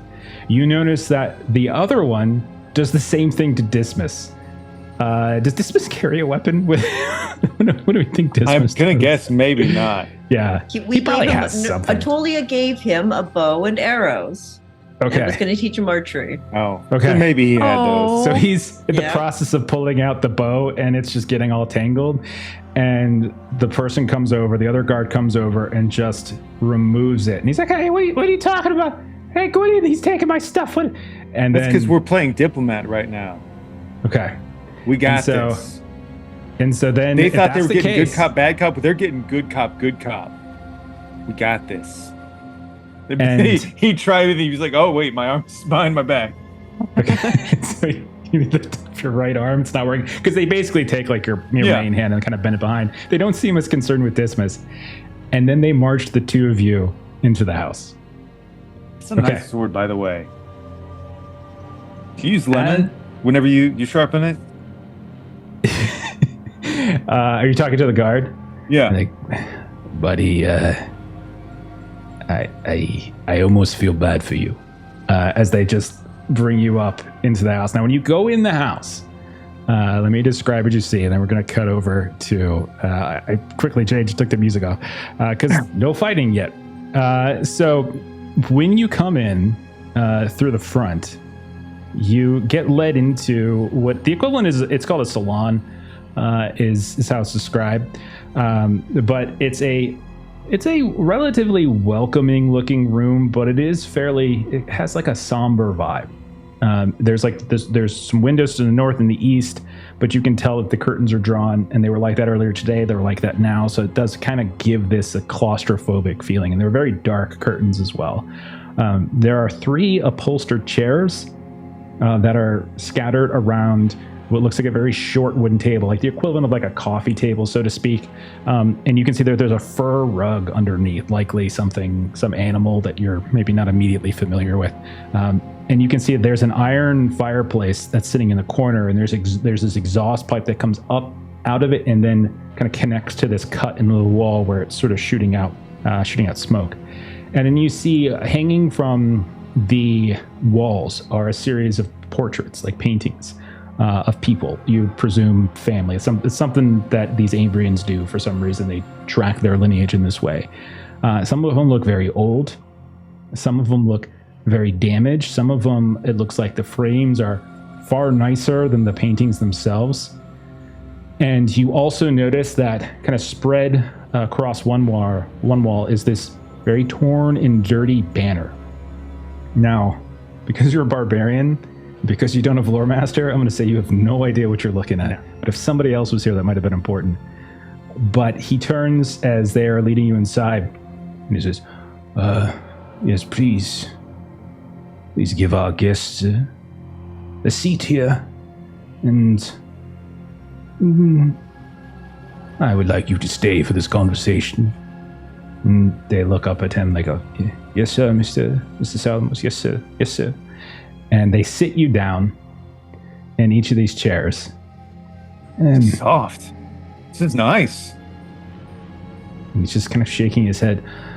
Sir, you are either the most savvy person I have had the pleasure of meeting, or you Thank are you. the most idiotic. Currently, Possibly both. currently, my money is on idiotic. Fair. Now, Barlin, please, tie them up. And so, like, one of the guard that had dismiss, and they have all your weapons now, and like your weapons are nowhere near you, and like Barlin's coming around and is literally tying you to the chairs at this point. Well, we have a very interesting chat that we're going to have now. Are you thirsty? I mean, if you're offering, yeah. Barlin, I'm fetch really it. parched, actually. Like, I feel like I've been sweating so much. And I got a Fetch the- headache. fetch the Argonian stud. Not a good vintage. And then like you see one of them disappears and comes back, and they have like this serving tray, and it's got this big old decanter of some kind of booze. It's like a common drink here. And you can see there's some cups, but your hands, like, you're completely tied. And so like they start pouring, and like these guards are essentially next to you, and they're like letting you and Dismas drink here and there. Thank and, you. Sir. And Liquor you can after see, root. The point is moot. what Salamos does is he like I said, he had this this kind of robe on, and at this point you can see he kind of turns from you at this point, and he pulls back the robe itself, and you can see on his back, like in these diagonal angles, there's like a dozen or more fresh welts, blood going from like the upper left shoulder to the bottom right hip. And there's at least a dozen or more of them, and you can see that there are underneath it tons of scar tissue from what you would imagine is a very lengthy time of self-flagellation. And as you're looking at that, he's like, looks to be affixing like this leather cuirass. And then he turns back to you. Now, this is going to be a very important conversation, says. This conversation is going to determine whether you're allowed to leave this home, or whether you're allowed to lead this home in several small pieces that we dispose in the forest of Davakar. I urge you to take this conversation with an ounce of seriousness. Yes? As long as you do the same. Legitimately. It's like, I don't give a shit about most of the people involved. Just, fires in the middle of town are not cool. Fires in the middle of town are not cool. Right. And maybe you want something that doesn't have to be that, and something else could be done. Barlin, I've had a change of heart. Maybe we'll just kill them. Yeah, just run them through. And you hear the whoosh as the swords come free. The one next to Dismas takes the sword and plunges it right into his chest. And you see the blade pop out the back of the chair, and a chunk of blood and guts fall on the ground. And we're going to go ahead and cut. And we're going to go over to the warehouse where we so bad. see... Hey, my work! I healed him! I healed him! So Did you? much. Nazca's got healing? No. No. Okay. Oh, God, I feel so bad. But I feel like it was the right thing to do. Like, not the right thing, but... It is the right thing. It's not the correct thing. Yeah. It's not the most effective shit. But it was the right thing. Oh, God. Okay. Oh, I'm the worst. This is the second time you've gotten him, I'm the worst killed. mentor ever. His mom's gonna kill me if I survive this. Yep. Yeah, she is. Oh, God. But I don't think you have to worry about it. So, It's okay. Worth it. We cut over and we see the four of you travel across the Antique Plaza, the different streets, the different alleys, etc. Pass by you can see the Abomatorium to the west. You can see as you're going, like the lights are starting to get dimmer and dimmer. And by the time you get to the other side, another half an hour, 45 minutes have passed. With Jinzo leading you, he knows exactly where to go. Like, this is his neck of the woods. Like, he's very familiar with this place. And eventually you're taken to this wooden warehouse. And it's only a couple blocks north of the Abomatorium.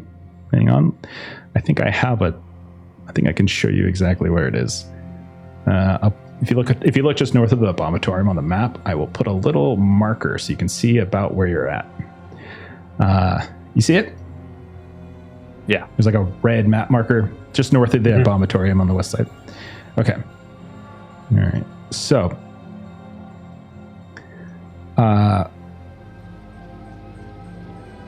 sorry. Is it west of Adovakar's Tavern?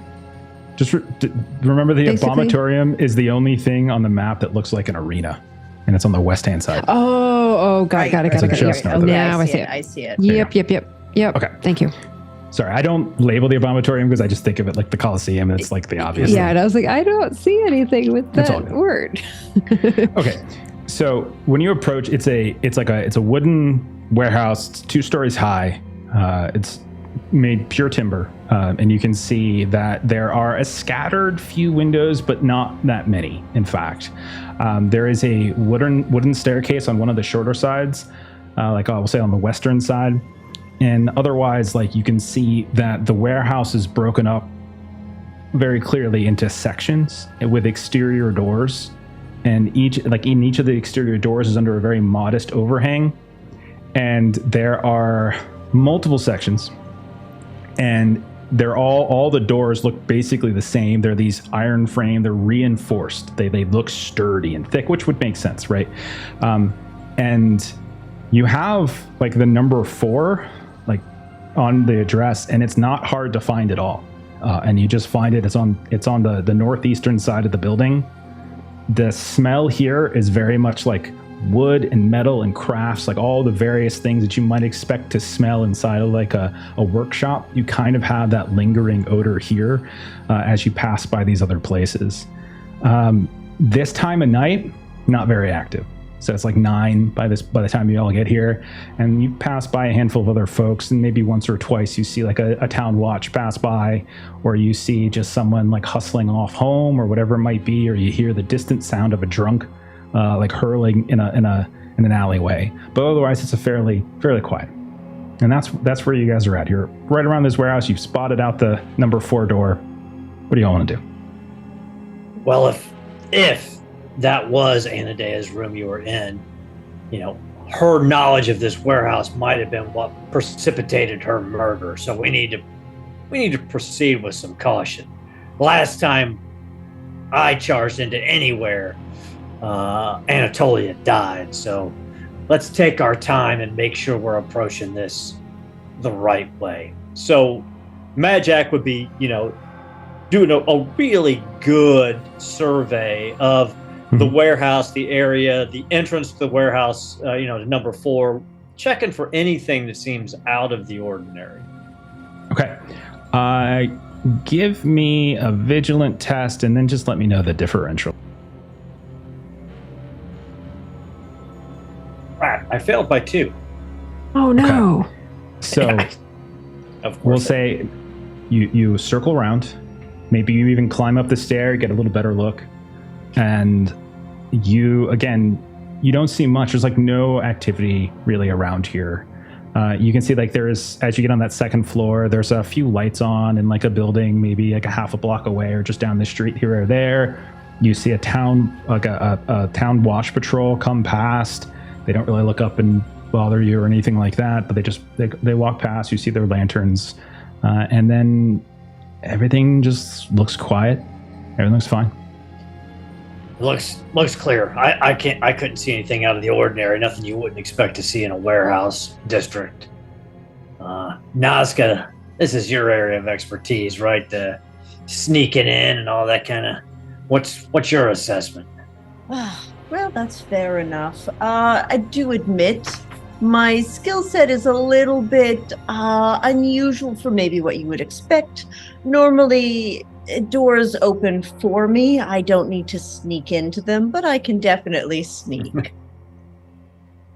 Sure. I'll take if I can do a discreet roll and take a peek in some windows, or if the warehouse can, I can move the door a little bit to peek in through a bit of the door. The door is very much locked. So this basically looks like each one of these doors goes into a separate section of the warehouse, like a section of the warehouse that's been rented or owned by a person. And so this is very much locked when you go up to it. Okay. You can peek in windows though. Like that you could do. Sure. It's more like storage unit warehouse look. Okay. Right. Then there is a window to peek in though? Yeah, there are a couple scattered ones here and there. There's not many. And you see that there's no window that seems to open into this number 4, but there are some that go into others. And no roll necessarily. You can peek in and you can see inside of some of these others. There's definitely crafting materials. So you see some refined and plain lumber. You can see that there's some sort of quaint. Yeah, you can see in some cases there's actually half completed or fully completed pieces of pottery or furniture that's been stacked and stored. Amazing. What people can do with their hands these days. Lord have them. Oh, by Prios's fiery balls, can you pick the lock or not? That's not my skill set. I will have a look at the lock. I do have lock picks, but I don't actually have the skill for it. Okay. This time. If you don't have, if you're not specifically trained, Nope. you probably would have no clue. However, Rowena and Jinzo and Madjac, maybe you all would like to roll a cunning test. How about that? Rowena would always very much like to roll a cunning test. Yeah, go ahead and roll a cunning test. Nope. The dice do not like us today. Man. Oh my gosh, oh failed my by God. one. It's up to I Jinzo. think not my Everybody's rolling expertise. high. Okay. Wow. Can I also roll? Unfortunately, no, you can't, because this wouldn't be something Nazca would know. Oh, All right, I should fair have taken enough. an audience. I would have succeeded. Damn. Okay. So what you could try to do is you could try to break it down, but it would be difficult, not impossible, but definitely difficult. You can try to break it down. The other thing I would suggest to you all is think back. I mean, do we have the keys? Think back to when you actually found the corpse of Anadea. There were a series of things you found on her, and one of which was a key. Mm-hmm. I don't. Who I has don't. that? I don't. That's why it's not on my sheet. One so of you have it. Can we Okay, say that There's one of no us way has you it? would give that to Gwydion. Gwydion No, would no, not no, be no. the one to carry that. I was pretty sure Rowena had it. Meanwhile, would've- Woody's trying to cut the rope with the key. Yeah. I was assuming Rowena. Yeah. You might have taken my crow's beaks, but I have a key. Just Well, look this is over definitely Dismas locked. in his dying breath, takes the key off of his necklace, shoves in his back. You're never gonna get this, and swallows the key as he dies. God. Oh my God. But no, Rowena, as the four of you are getting ready to just break your shoulders against this thing, you realize in your pouch, or maybe Madjac mentions, like, didn't we have a key? And you realize you do in fact actually have a key. Oh my gosh, you're so right. Where did I put it? Is it in this? No, it's not in this one. Oh wait, is it in this one? No, wait, hold on. Let me. Oh no, here it is. I put it here for safekeeping and forgot where I'd put it for safekeeping. But here we go. And then she's just gonna put it in the door. Okay. So you put it in the door, you turn it, and it in fact works, and the door opens. Like, you can open the door without any issue. No problem. It does in fact fit. This is Anadea's key, and it does seem to suggest that this is her room. Oh, that connects some things, Madjac. Fantastic. Maybe we're finally getting somewhere. Let's Let's all get inside. in. Quick. Shut the door and see what we can find in here. You open the door, and two things hit you immediately.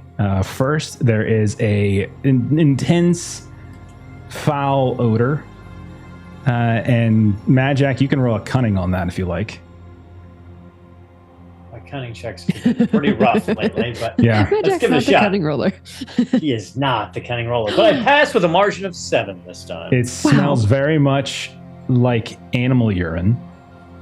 And then secondly, I'll even just give this one to you for free. You hear the sounds of something scratching or scraping, and like a little bit, almost like a child's whimper, coming from somewhere inside of this storage unit. And it is very small. It is probably two sizes, maybe twice to three times as large as the dormitory room that Jinzo and Rowena had gone into. So it's maybe a couple paces wide, a couple paces deep.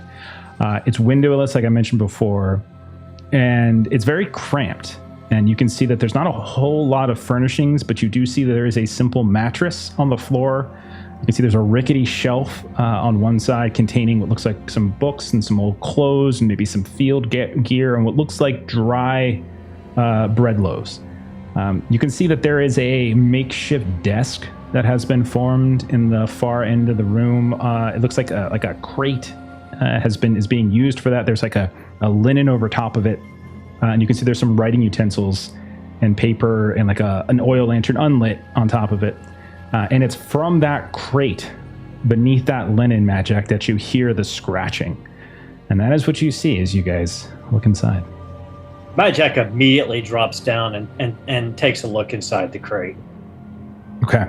You peel back the curtain, and you can see that in the crate, underneath this sheet, you see what looks like a very sickly-looking meerkat.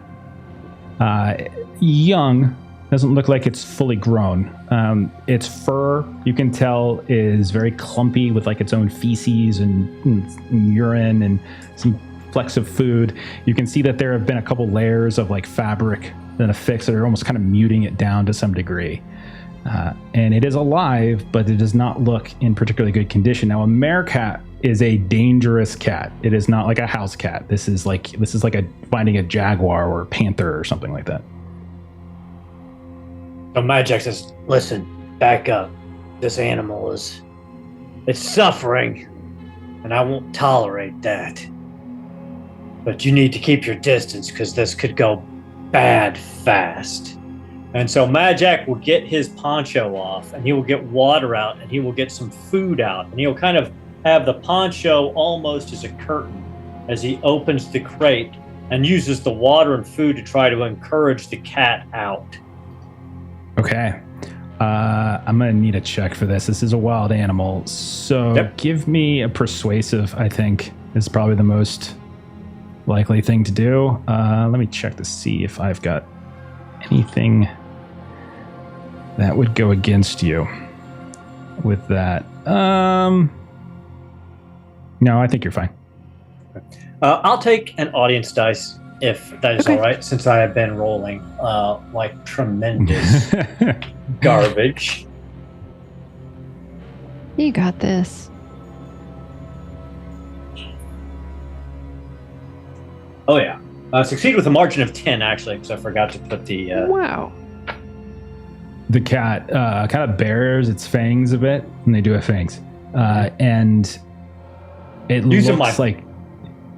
I was just going to say, using my beast lore, I'll try to kind of mimic some of the... Yeah. What I know of their... how they physically respond to one another. It stands up, and you can see it kind of collapses a little bit. You think there's something up with its hip, its leg. It doesn't, like, again, it looks in very poor shape. But as you're being gentle, you open up the cage. It doesn't immediately spring out, and maybe it's because it's not physically capable, but you can tell that this thing is tense and stressed, and like any little thing could set it off. But nonetheless, it does seem to lean forward and starts to lap a little bit of the water at that point. But it does so in a way where you can see some of its hair is kind of lifting, and you can see its eyes are on you the whole time. What are the rest of you doing? Rena saw some books, so that's the thing that she would make a beeline for. Okay. So yeah, there is a shelf that's got some old books, some clothes, some field gear. It looks like it's like someone going like on a trip or an expedition or a hike or whatever, and then some food. Okay. And then what about Nazca and Jinzo? Don't fancy getting close to animals. That doesn't seem healthy. I'll look in the opposite corner from this thing. Okay.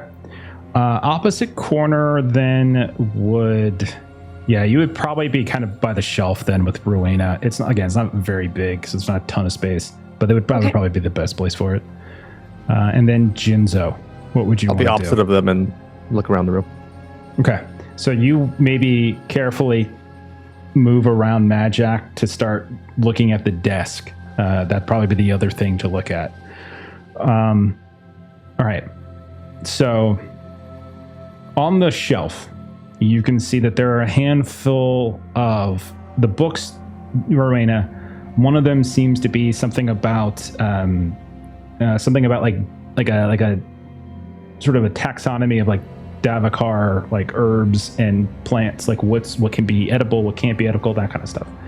One of the books seems to be just the Book of Prios, pretty standard stuff. And then you notice that there's another book that's just kind of on collected legends and folk tales and things like that. Those are the three books that you see. I would say She of those three, two of them are like pretty standard. Okay. And she looks at the herbs and she kind of like looks at that and her head sort of droops a little bit and she sort of looks over to Nazca and says quietly, our friend would have really liked this book of herbs. Do you mind if I take a look? I'm a little bit of a daft hand with alchemy, though my specialty lies more in the hurting people with it side of things. So the other thing you would notice then, Nazca, if you're specifically geared towards alchemy, because you have alchemy, right? I do have alchemy and poison. All right, two other things. That's the kind of rogue I am. So you start flipping through the book, and the book is probably something you've read before. It's not in great condition. This is probably like second or third hand, but you probably read something like this before because it really is just like ingredients list and things like that. But two other things on the shelf kind of catch your attention. One is a ceramic flask, and one looks to be like there's a small box amongst the field gear, and you can see like it's like the lid is slightly ajar. And you can see that as you flip it open, there is this paste inside. What level of alchemy do you have? I have level 1 alchemy, but I have level 2 poisoner, so I'm good at recognizing those if it is dangerous. You can roll a cunning test to identify the flask, but you don't know what the paste is, though it does look to be particularly interesting and... It's maybe something you've not encountered before. I think I'm going to have to talk to some friends about this one, Rowena. I'm taking this box of paste. And then I will roll cunning for the flask. No.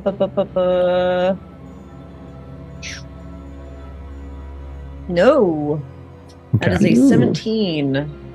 When you like pop the cork on it and look inside, there is there's enough doses. There's a couple of different things in there. And it's got there's like a single liquid. It's maybe like 3 or 4 doses of something, substance. It has a familiar odor, but the packaging of it, like it's just some crude ceramic.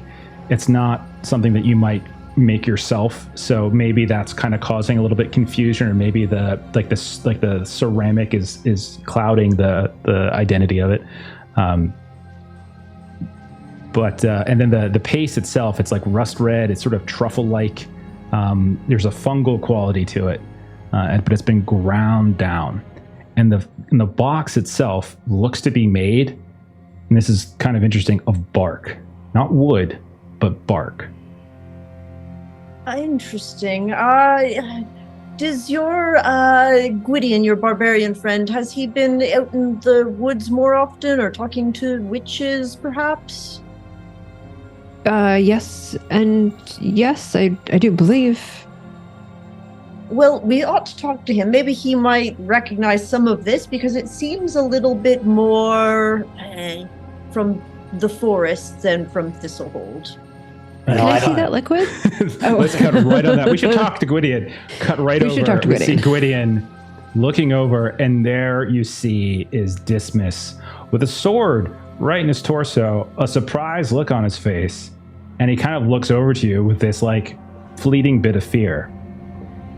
And Salamos looks, he's been sort of rubbing his face. I have seen more violence than I ever want to see again. My fair share and more than that. I am not happy about these events. But you came to my doorstep and made all sorts of very confusing and bold and very cruel conclusions. Now, Mr. We've never even gotten to introductions. We haven't. Please, I'm Gwydion Forrester. Please spare the child, okay? I see your scars. You've got the advantage of time in me. I don't have the same, but I respect that there's power and pain, there's strength and suffering. I understand. I came here. We're from different worlds. If you need to hurt somebody, hurt me, okay?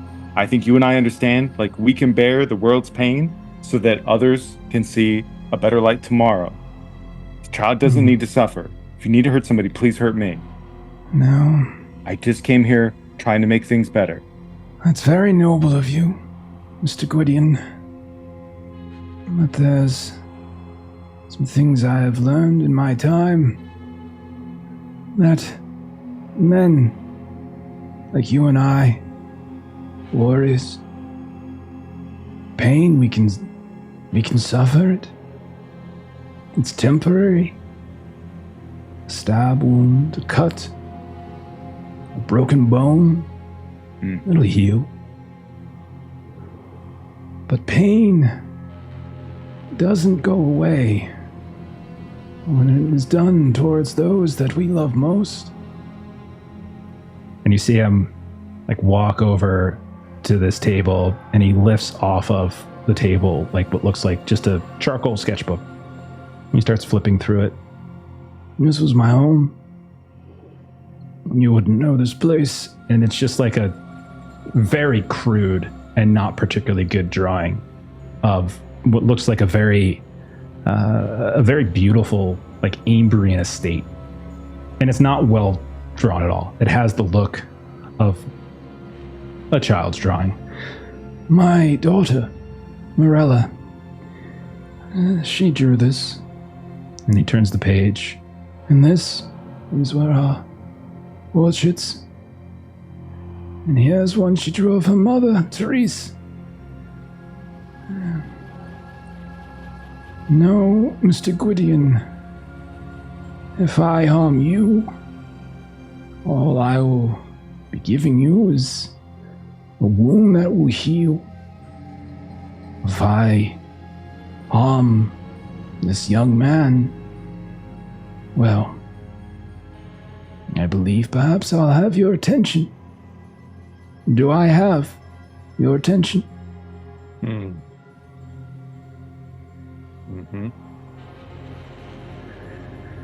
Now, he's not yet dead, if that's any solace. Though his wound, it can be healed. If you have the knowledge, you're fortunate that I have. However, I'm not yet sure if I want to extend that offer to you. So, I would estimate this poor young man has about 5 minutes left, which means that you have 5 minutes to convince me that I should spare him, that I should spare you, and I should spare, well, any of your allies, who I presume don't realize that you two have come here on your own special task. Now, the floor is yours, Mr. Gwydion. What say you? I say unless you feel like showing mercy, it doesn't really matter what I say. I can tell you whatever you want to hear from me. Whatever questions you want to ask, I'll be honest with you. Why are you here? In my home? We had some roots from some dwarves earlier, and I've made some bad decisions. But honestly, mostly, it's because, sincerely, some people in red sashes tried to burn down the church where Father Savola was. One thing led to another. People a lot smarter than me tried to figure things out. And at the end of the day, I don't like sneaking around. I'm a direct man, and that's dumb, but that's who I am. And I assume, that. I look at you and I don't think you're the sort of person that would do what happened there.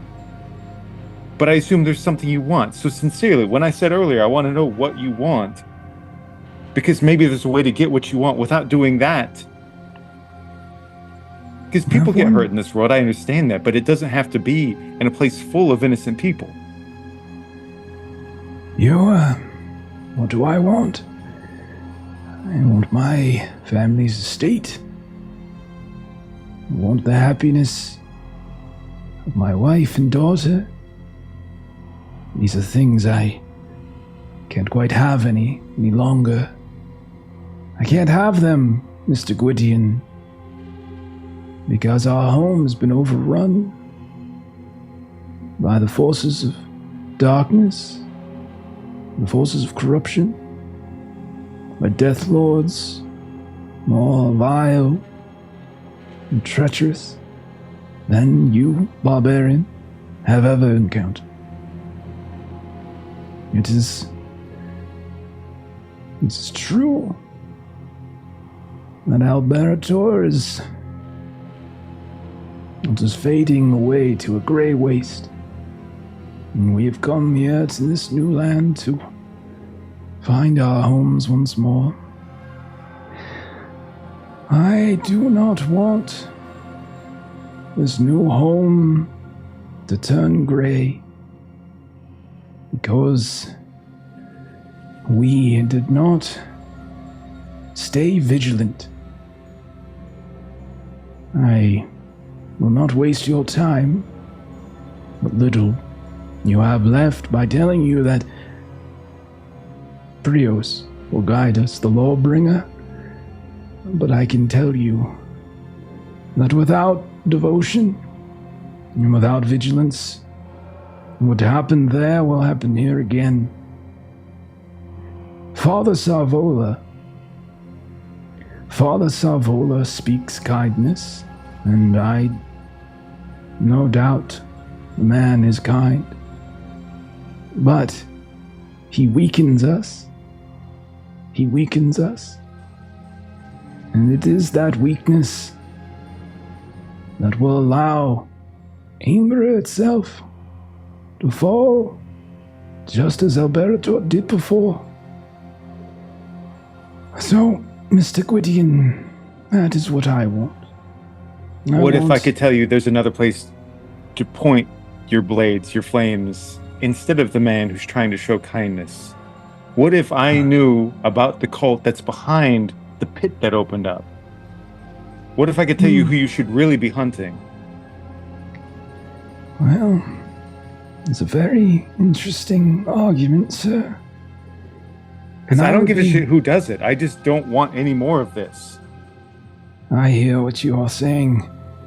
Yeah, and I very much want to know of this terrible corruption. But Father Sarvola he does not look as though he is villain. But I can assure you, on the highest of authorities, that he is. So, my question to you is very simple. Who is it that tasked you with protecting Father Sarvola? Because I know a barbarian would not raise a hand. Who is it? Tell me, and I shall mend his wounds. I don't know their name. I know it's some old... They laughed when I called her a church witch. Some sort of like light bringing something or other. You see his face turn up at you. I feel bad doing this, but he's high and he doesn't want Dismas to die. No, totally get it. Is that info you're privy with? Just checking. Yeah, because we joked earlier because he called her a church witch. Okay. Mm-hmm. Yeah, I do think that everyone but Nazca knows that. I think it's fair. Gwydion doesn't really remember her actual name, but he just... Atolia and Gwydion hung out in front of the Church of Prios instead of going in, but you guys did like explain everything. Okay. I don't really know about that. If you say I don't care about that. I'm just saying it's a means to an end, because what I care about are the assholes that are behind the fucking demons coming up from under the ground. Your man has less than a minute to live. And you look over and you can see he is pale, he is white, and he is just sort of like his head is just lolling off to the side looking at you, tongue kind of hanging out. You can see his eyes are wide. Mr. Gwydion, are you saying that this church witch, the Lightbringer, Decima, the only one to receive such a title while living is behind the defense of this heretic. She wanted to know why people are after him, and as soon as we go to find that out, there's fucking fire, and one thing leads to another, and that's a whole set of business that I wasn't even trying to give up. What? Okay, he's dying. Thank you. What do you need? Mr. Gwydion. Yes, Joran, go right ahead. And then you feel whoosh, as this huge thump hits you in the back of the head. Everything goes black. Oh, and we'll end on that, and we'll stop there. Shit. Okay. Oh, no. Oh my god. Crap on a cracker. That was great though, Jeremy. That was awesome, man. That was like you it was got inside terrible. the Like things just house. went like things just blew up. and but you like talked to it him. was so much fun. Yeah. God damn. Absolutely. That was great, man. Oh shit.